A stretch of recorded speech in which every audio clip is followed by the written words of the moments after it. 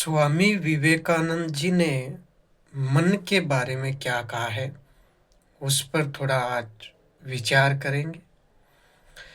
देखो, स्वामी विवेकानंद जी ने मन क्या है, इस पर उन्होंने ये कहा है कि मन का मतलब है ए बंडल ऑफ थॉट्स, यानी विचारों का संग्रह क्या है, मन है। अब विचार किसी भी प्रकार के हो सकते हैं। आपके विचारों में वासना हो सकती है, आपके विचारों में इच्छा हो सकती है, आपके विचारों में घृणा हो सकती है, आपके विचारों में प्रेम हो सकता है।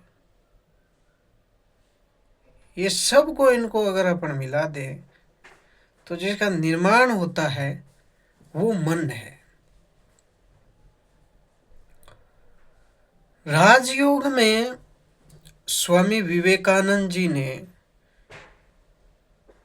कहा है कि मन को शत्रु मत बनने दो।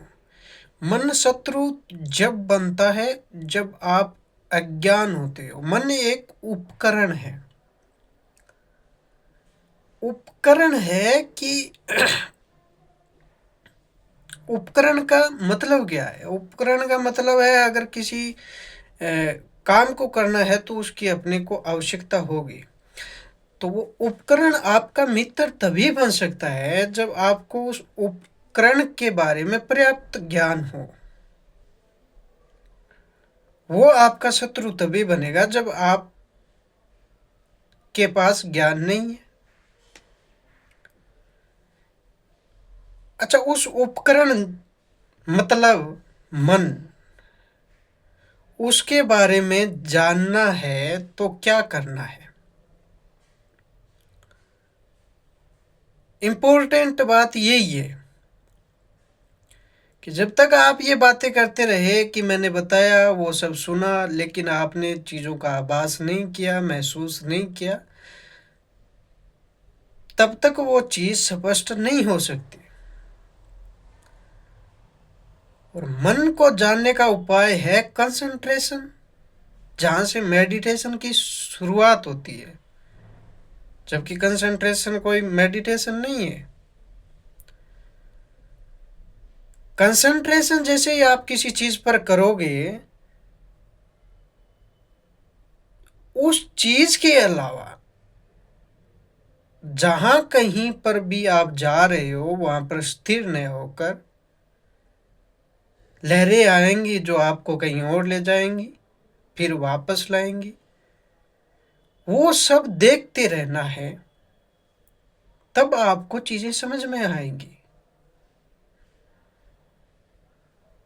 मन का मतलब अगर मैं मेरे अर्थों में कहूं आपको, तो ऐसे भी कह सकते हैं कि जो अपने पास में है वो कुछ भी नहीं है, और जो अपने पास में नहीं है वही सब कुछ है। यही मन है। जैसे आज आपके पास, आपको ऐसा फील होता है कि मुझे सरवाइव करने के लिए पर्याप्त कोई चीज है वो उपलब्ध नहीं है। जैसे मनी हो सकती है, धन हो सकता है। जैसे मान लीजिए आपको ये लगे कि आज मुझे 50,000 रुपये चाहिए महीने के, तब मेरी लाइफ अच्छे से चलेगी। ये बात जो आपको बता रहा है वो मन है। जैसे ही आपके पास 50,000 रुपये आएंगे तो वो 50,000 रुपये शून्य हो जाएंगे, और फिर इच्छा वही वैसे ही पैदा होगी कि मेरे को इतने और चाहिए, तब मैं स्टेबल रहूंगा, स्थिर रहूंगा, वरना मुझे इधर उधर भागना ही पड़ेगा, दौड़ना ही पड़ेगा। अच्छा, एक्चुअल में ये इच्छा ही प्रकट हो रही है। तो वहां पर जाकर जो 50,000 रुपये अब कुछ नहीं है हो गए, और नहीं है वो सब कुछ हो गया, यही मन है। और ये सर्किल चलता ही जाएगा। अगर आप इस चीज को बेहोशी में कर रहे हैं, इस सर्किल को आप बेहोशी से जी रहे हैं, जो लगभग लोग पूरी लाइफ ऐसे जी लेते हैं बिना अवेयरनेस के, तो आप अपने आप को मन नहीं समझ रहे हैं। जब आप अपने आप को उपकरण ही समझ रहे हैं तो उपकरण को जानोगे कैसे? और अगर यही चीजें आप जागरूकता के साथ देख रहे हो कि ऐसा ऐसा होता है, विचारों का संग्रह है, मतलब विचारों के साथ सम्मिलित हो गए, तो इसका मतलब विचारों को नहीं जान पाओगे। विचारों को आप देख रहे हो कि ये विचार आया, कुछ देर रुका, फिर चला गया, तो आप देखने वाले हुए। तो अवेयरनेस के साथ इस चीज को अगर देख रहे हो तो मन को समझोगे कि मन कैसा है, चंचल है, इसकी प्रवृत्ति कैसी है। और जब अपन उस चीज को जान जाते हैं तो उसका सही से इस्तेमाल करना सीख जाते हैं। इसी पर गीता में कहा है कि मन आपका फिर मित्र बन जाता है, और ये अभ्यास से होगा। मन इधर उधर भागेगा। स्वामी जी ने कहा है कि एक उपाय है अभ्यास, दूसरा उपाय है वैराग्य। क्योंकि स्वामी जी, यहां से पता चलता है कि स्वामी जी गीता से प्रभावित ज्यादा थे। तो गीता का जो कॉन्सेप्ट है कि वैराग्य की तलवार और अभ्यास की तलवार, जिसके द्वारा मन को वश में किया जा सकता है, उसे समझा जा सकता है, और शत्रु ने बन जाए मित्र उसको बनाया जा सकता है। और कुछ ऐसे बातों से और भी पता चलता है कि स्वामी विवेकानंद जी का झुकाव गीता के प्रति ज्यादा था। वो गीता को अपने पास में भी रखते थे। तो इन्होंने भी कहा है कि अभ्यास, जो अभी आपको मैंने बताया कि इधर उधर भागेगा, उसके साथ लड़ना नहीं है। उसको केवल देखना है कि मन कहीं और चला गया है, वापस लेके आना है और वहीं पर रखना है। ऐसा बार बार बार बार करते जाओगे, अभ्यास से वो एक जगह पर रुकना स्टार्ट हो जाएगा। वैराग्य, वैराग्य उत्पन्न करने के लिए, वैराग्य का मतलब है कि किसी चीज में आसक्त नहीं होना। जैसे आपके अंदर कोई इच्छा हुई किसी चीज को पाने की, तो इच्छा को अलग रखो कि इच्छा ही है। आसक्त का होने का मतलब है इच्छा को आपने अपने आप को समझ लिया। समझो इस बात को ध्यान से। इच्छा को जब आप अपने आप को ही इच्छा समझ लेते हो तो इच्छा में और आप में डिफरेंस यानी भेद नहीं रहता, और फिर उस चीज को पाना ही पाना है, ये भावना पैदा हो जाती है। इसका मतलब होता है आसक्त होना।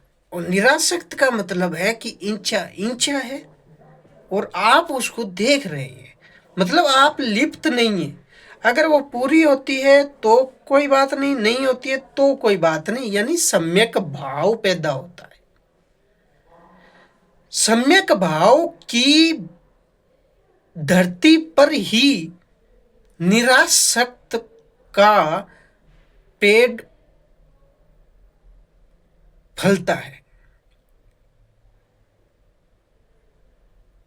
और यही दुख का कारण है कि आप इच्छाओं, विचारों को, वासना को अपने आप को ही समझ लेते हो और फिर उसको पूरा करने की दौड़ में लग जाते हो। और जब पूरी नहीं होती है तो क्रोध आता है, क्रोध आता है तो बुद्धि का नाश होता है, बुद्धि का नाश होता है तो आपका विवेक खत्म हो जाता है। और गीता में कहा है इस प्रकार की इंसान का नाश हो जाता है। इस चीज को अगर समझे तो अपन रावण के चरित्र को समझ सकते हैं कि उसके साथ ऐसा ऐसा हुआ था।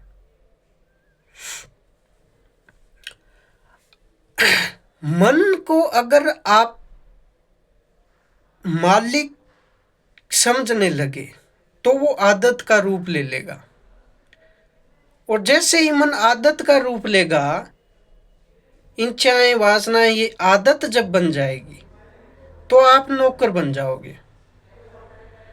तो अपने आप को मालिक ही समझना है, और आप मन नहीं हो, इसका प्रमाण ये है कि मन विचारों का संग्रह है, अभी जो बताया। तो आप आंखें बंद करके रोजाना 10 मिनट इस चीज को देखा कीजिएगा कि विचार आएंगे जाएंगे। और मेरी बात हमेशा ध्यान रखना कि विचार कैसे भी हो, चाहे आप उसको शब्दों में नेगेटिव बोलते हो, पॉजिटिव बोलते हो, लेकिन वो विचार ही हैं। इसे आपको नहीं तो ऐसे करना है कि देखो कैसे कैसे विचार आ रहे हैं, नहीं तो आपको डीमोटिवेट होना है, और नहीं जब अच्छे विचार आए तो आपको मोटिवेट होना है। बिकॉज क्योंकि वो विचार ही हैं, आप नहीं हैं। क्योंकि आप उनको देख पा रहे हो, इसका मतलब वो कैसे हो सकते हो। तो आंखें बंद करके विचारों के आने जाने को देखा करो, और जैसे ही आने जाने को देखते हो तो आपकी अवेयरनेस बढ़ती है, और जैसे जैसे अवेयरनेस बढ़ेगी आपके विचार ऑटोमेटिक गिरने लग जाएंगे। विचारों का ऑटोमेटिक गिरना मतलब मन का शांत होना है। मन शांत होगा, फिर आप उसको समझ पाओगे, फिर आपको उसको कंट्रोल में कर पाओगे। और एक्चुअल में कंट्रोल में वैसे ही है, क्योंकि वो आपका एक उपकरण मात्र ही है, इस बात को समझने की है।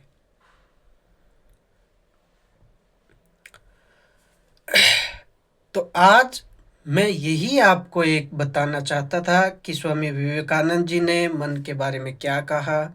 ज़्यादा कुछ नहीं तो जोर डालने की ज़रूरत है, बस यही सब कुछ है। आगे अपन बात करेंगे स्वामी विवेकानंद की, कुछ और बातें करेंगे। समाज के प्रति उनकी क्या धारणाएं थी, कि समाज कैसी धारणाएं दे रहा है जो एक इंसान के विकास में अवरुद्ध भी पैदा कर रही है, और एक इंसान के विकास को प्रगति की तरफ भी लेके जा रही है। धन्यवाद।